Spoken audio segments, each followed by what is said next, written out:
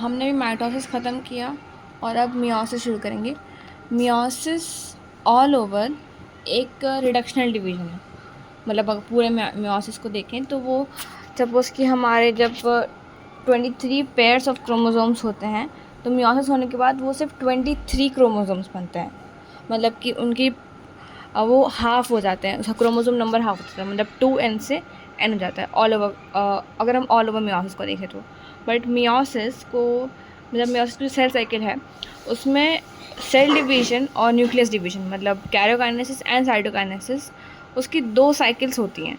मतलब एक होता है मियोसिस 1 और एक होता है मियोसिस 2। बट जो डीएनए रेप्लिकेशन होता है, जो मतलब एस फेज़ में जो डीएनए रेप्लिकेट होता है वो सिर्फ एक ही बार होता है।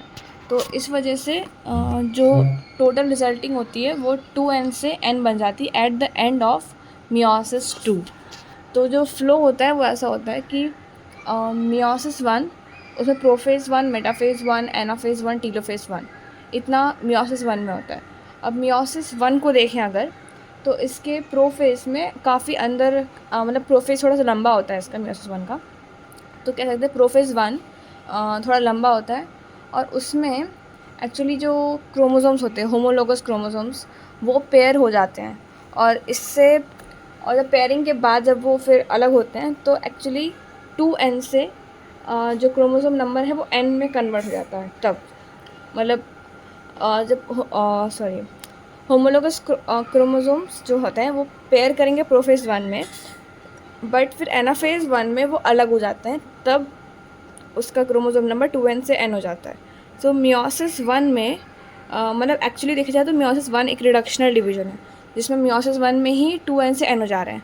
उसके बाद आता है इंटरकाइनेसिस, उसके बाद आता है मियोसिस 2।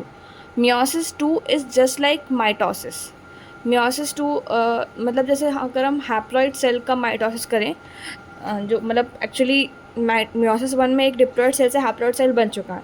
अब हमें उस हैप्लॉइड सेल का ही और डिवीज़न करना है ताकि अलग अलग 4 हैप्लॉइड डॉटर सेल्स बन सके। तो बीच में एक इंटरकाइनेसिस होता है। उसके बाद जो प्रोफेज़ 1 मेटाफेज़ नहीं sorry prophase 2 metaphase 2 anaphase 2 and telophase 2, इसके बाद 4 डॉटर सेल्स प्रोड्यूस होती हैं। तो meiosis 2 is equational division while meiosis 1 is reductional division. तो मियोसिस 1 में 2n से n हुआ और मियोसिस में n से n ही रहता है। बस 2 जो डॉटर सेल्स मियोसिस 1 में हमें मिली थी उन दोनों का माइटोसिस होके मियोसिस उन दोनों का जो माइटोसिस होता है जिसको मियोसिस 2 बोलते हैं वो रिज़ल्ट करता है 4 डॉटर सेल्स में। अब मियोसिस की सिग्निफिकेंस क्या है?